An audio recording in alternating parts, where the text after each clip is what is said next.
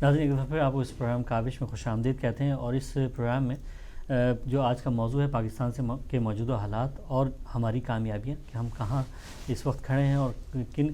آج جو ہے ہمارے اس پروگرام میں خصوصی طور پر شرکت کر رہے ہیں جناب یونس ظہیر صاحب، جو کہ ترجمان پی ٹی آئی پشاور ہیں، ترجمان ہیں لوکل ہاسپٹلز جو ہیں KPK کے ان کے، اور لوکل گورنمنٹ کے جو ہے الیکٹڈ ممبر بھی ہیں، اور یہاں UK سے یہ وہاں گئے ہیں اور وہاں جا کے انہوں نے خدمات انجام دے رہے ہیں، اوورسیز پاکستانی ہیں.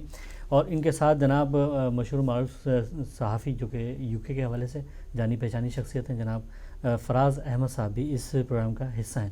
اور فراز صاحب، بریک پہ جانے سے پہلے ہماری گفتگو جو ہو رہی تھی وہ میڈیا کے حوالے سے، جیسے کہ ہم نے کالعدم جماعتوں کے حوالے سے کہا کہ کالعدم جماعتوں کے جو ممبران ہیں وہ میڈیا پہ بھی بہت زیادہ دکھائی دیتے ہیں، اور اس میں بڑی سپورٹ انہیں حاصل ہوتی ہے. جس طرح کے جیسے سیاسی جماعتیں ایک جو ہے ان کو سپورٹ کرتے دکھائی دیتے ہیں الیکشن کے ٹائم میں، ویسے ہی میڈیا جو ہے وہ خاص طور پہ ہائی ریٹنگ کے لیے ان شخصیات کو لاتی ہے، اور جبکہ گورنمنٹ آف پاکستان نے ان پہ خاص طور پہ بینڈ لگایا. تو اس کے بارے میں میڈیا کے کردار کے حوالے سے آپ کیا کہنا چاہیں؟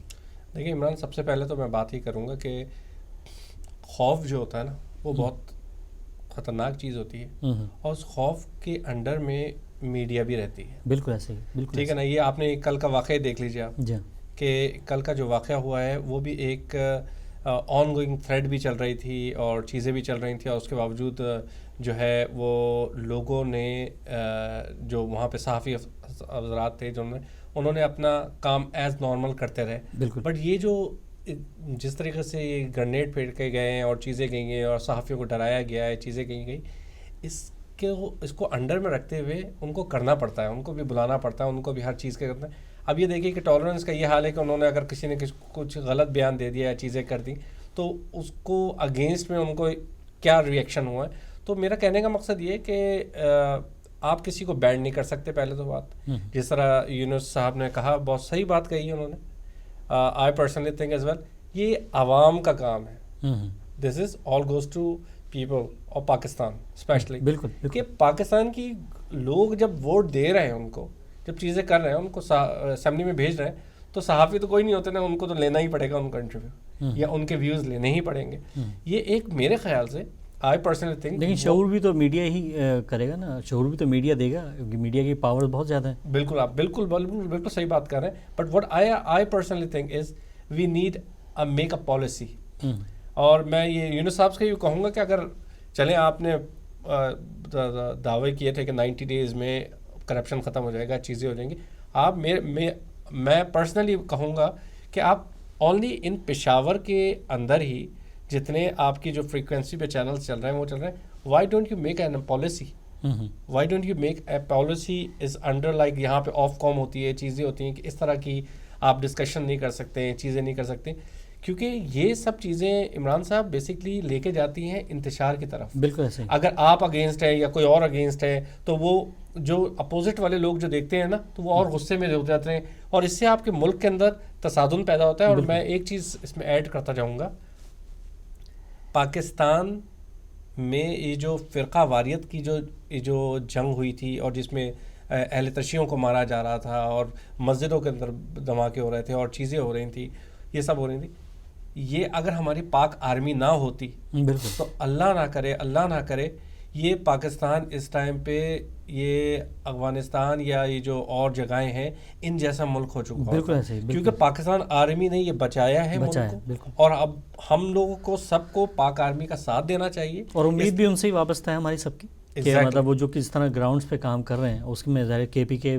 میں جو ہم آج ریٹ کرائم کا ریٹ، یا پاکستان کراچی خاص طور پہ یا پنجاب کی طرف بھی اب بڑھنا شروع ہوئے ہیں وہ، تو مطلب ظاہر پاکستان آرمی سے ہمیں تو آپ اندازہ کریں کہ کراچی کا یہ حال ہے کہ کراچی میں لیاری ایک جگہ ہے جہاں پہ کوئی لوگ پہلے سوچ نہیں سکتے تھے کہ وہاں پہ جائیں اور چیزیں کریں. ابھی کچھ دن پہلے کوئی پروگرام چل رہا ہے، اس کے اندر دکھا رہے ہیں کہ لوگ عام رات کو 11 بجے آ رہے ہیں، وہ آ رہے ہیں. تو heads of to our agencies اور ہمارے پاکستان آرمی کہ ان لوگوں کی جتنی خدمات ہیں ہم لوگ ان کو انڈرمائن کرتے ہیں کہ جی بس یہ زلزلے ہو گئے ان کو بلا لیا، سیلاب آ گیا ان کو بلا لیا، قربانیاں بھی. اور جیسے کہ کل کوئٹہ میں 13 جو لوگ شہید ہوئے جو جن کا تعلق پولیس سے تھا، ظاہر ہے پولیس اپنے بھی جانوں کے نذرانے پیش کرے. ہماری ایجنسیز جو ہے ظاہر ہے وہ بہت بڑا کردار ہے ان کا. اچھا اسی چیز کو آگے بڑھاتے ہوئے میں جناب یونس ظہیر صاحب آپ کی طرف آؤں گا کہ جو آپ کیونکہ وہاں کے ترجمان بھی ہیں لوکل ہاسپٹلس کے حوالے سے, تو کیا ریفارمس آپ وہاں پہ اب تک لے کے آ چکے ہیں؟ ایک بڑی کامیابی پہ تو مبارکباد دوں گا کہ جو ابھی آپ کے یہاں شوکت خانم جو ہے پشاور میں اس کا بہت بڑی کامیابی ہے, اور پوری قوم جو ہے آپ کو اس بارے میں مبارکباد یقینی طور پہ دیتی ہے, دل سے دعائیں بھی نکلتی ہیں, اور جیسے کہ ایک وعدہ خان صاحب نے وہاں پہ کر کے دکھایا. تو آپ کیا کہتے ہیں مطلب ان جو آپ کس طرح سے اس کے اندر لے کے آنے؟ دیکھیے عمران بھائی, پہلے تو جب ہماری گورنمنٹ بنی پروونشل اسمبلی کی, تو اس میں ہاسپٹل جب گئے ہم تو اس میں یہ تھا کہ زیادہ تر پالیسیز نہیں بنی تھی ہاسپٹل میں. اچھا ایک کالر کو میں پہلے شامل کروں تاکہ پھر ہم اس پہ تھوڑا سا, اور کیونکہ کال ہمارے پاس آ چکی ہے ہم اس میں ان کو شامل کرتے ہیں. السلام علیکم, کون صاحب کہاں سے؟ السلام علیکم جی. وعلیکم السلام. میں اظہر خان بول رہا ہوں. جی افضل خان, کہاں سے بات کر رہے ہیں؟ میں ویل سے بات کر رہا ہوں. جی افضل صاحب کیا سوال پوچھنا چاہیں گے؟ میرا سوال یہ ہے کہ میں آپ کو پوری ہسٹری بتا دوں. پہلے جو میڈیا نے بلادم کی وجہ سے قلم دم تنظیمیں بنائی تھی, تو میڈیا مغربی اور یہ سب ممالکوں نے اپنے بھی جو ٹویسٹ ہوئے ان کے ساتھ, تو وہ پیسے لے کے ابھی دوسری داعش کی نام سے سٹارٹ کر دیا انہوں نے گروپنگ سٹارٹ کر رہے ہیں, ان کو سٹارٹ کرے کیسے مارے جائیں گے. انڈیا مولانا صاحب کے نام لے رہا ہے, وہ انڈیا نے پکڑا تھا کسی وقت میں. اس وقت پاکستان کی اور انڈیا کی لڑائیاں بھی بہت ہوتی تھی کشمیر کے بارے میں.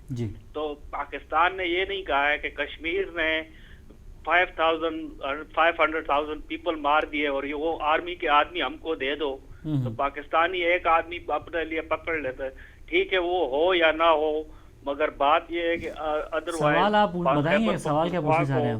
چاہیے کہ کابلی عوام کو افضل بھائی سوال کیا پوچھنا چاہ رہے ہیں؟ میں سوال چاہ رہا ہوں کہ آپ سوال پوچھیں تو اچھا ہو جائے گا تھوڑا سا.